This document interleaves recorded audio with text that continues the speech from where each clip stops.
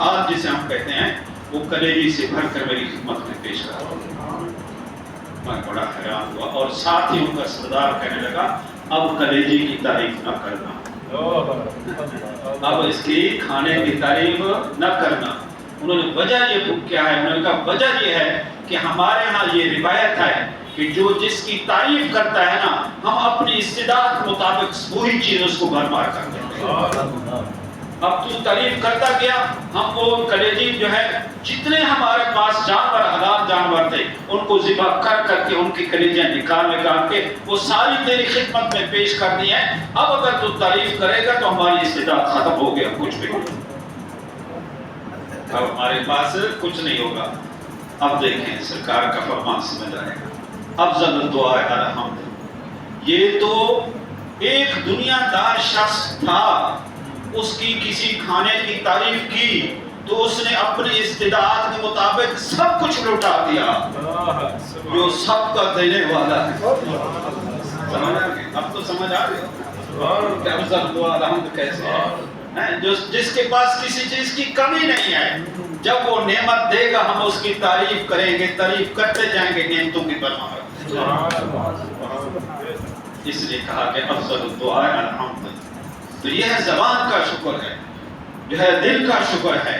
نعمتوں کو کہاں جہاں ملی ہیں ان کا جائز مقام پر, جیسے کہ آج یہاں ذکر مصطفیٰ سرکار کا ذکر کیا جائے.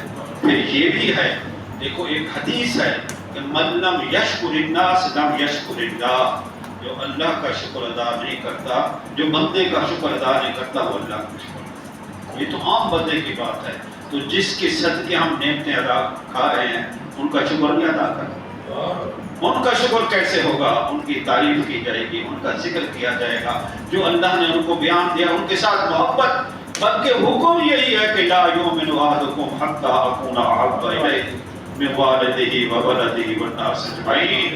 یہ شکر کیا ہے کہ تم میرے محبوب کو, سرکار فرماتا ہے جب تک میں تمہاری جان, تمہارے مال, تمہاری اولاد سے زیادہ پیارا نہ ہو جب تم مکمل مومن ہی نہیں ہو سکتے. کیوں نہ ہو؟ تو یہ پیارا محبت کیوں نہ ہو؟ محبت اس سے کی جاتی ہے جو حسن میں بے مثال. آخری بات, جو حسن میں بے مثال ہو. تو میرے جیسا کوئی محبوب حسین نہ ہو تو پھر دیکھا کیوں نہ ہم محبت کریں. ذرا پوچھیں نا جبریل سے کیا کہہ رہا ہے, وَقَلَّبْتُ مَشَارِقَ الْأَرْضِ وَمَغَارِبَهَا وَلَمْ أَرَ أَجْمَلَ مِن مُحَمَّدٍ صلی اللہ علیہ وسلم.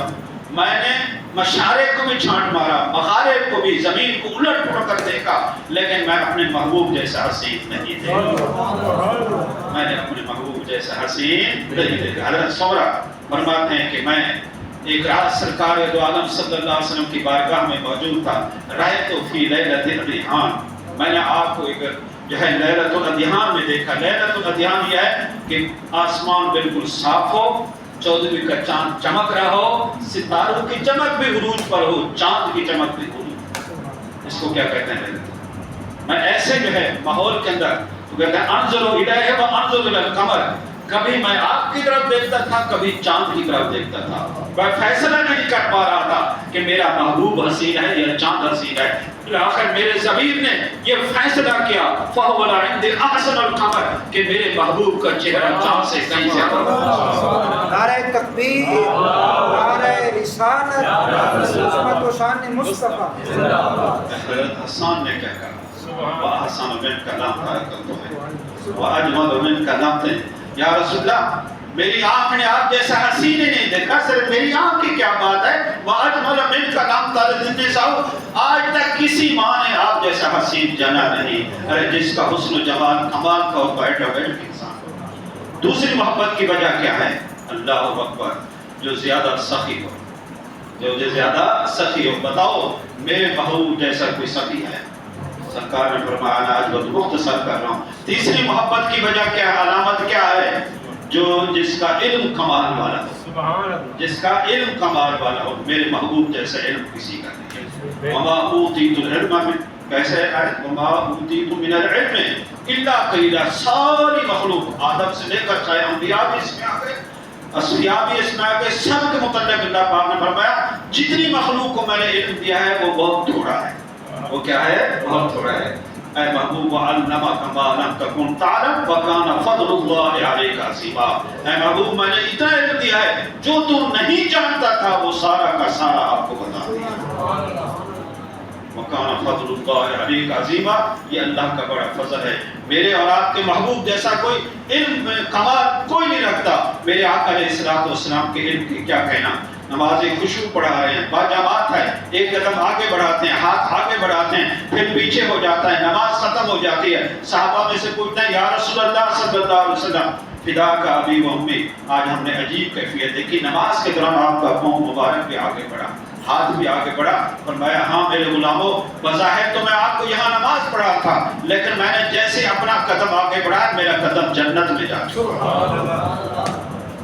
میں نے ہاتھ بڑھایا، وہاں میں نے انگور کے گوشے کو دیکھا، اس کو پکڑنا چاہا لیکن پھر چھوڑ دیا، تو پھر آپ نے فرمایا لَأَخَذْتُم مِّنْهَا، اگر وہ آنکھوں کو انگوروں کا جو ہے گوشہ کو میں پکڑ کے لے آتا تمہارے خدمت میں تمہیں پیش کر دیتا، لَأَخَذْتُم مِّنْهَا بَقِيَتِ الدُّنْيَا، دنیا جہاں تک قائم رہے گی وہ سارا کھاتے رہتے پھر بھی ختم نہ ہو۔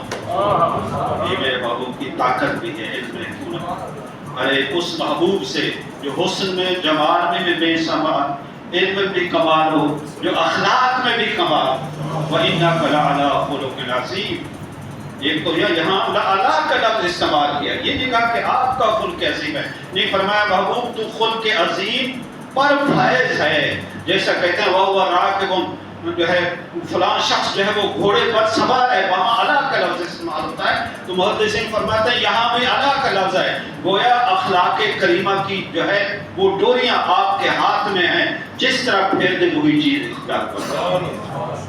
اللہ سبحانہ و تعالیٰ سے دعا ہے کہ جو وقت مجھے اتنا دیا گیا تھا اللہ تعالیٰ ہماری اس مختصر سے انشاءاللہ پھر ٹائم ملے گا تو ہوگا۔ وآخر دعوانا الحمد